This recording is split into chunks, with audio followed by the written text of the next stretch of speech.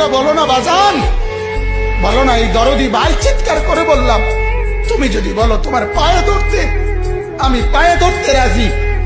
তুমি যদি বলো তোমারে জড়িয়ে ধরে কাঁদতে, আমি কাঁদতে রাজি। তুমি বলো কেন আল্লাহর সাথে রাগ করলা?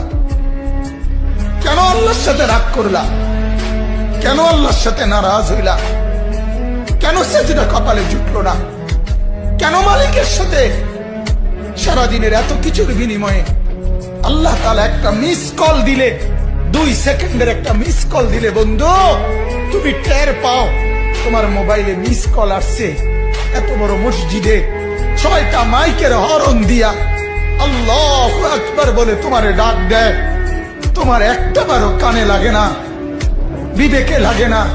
তোর মতো সত্য ডাকাত, তোর মতো পাষাণ বেটার কে হইতে পারে? বেটা কথা বলেন না কেন?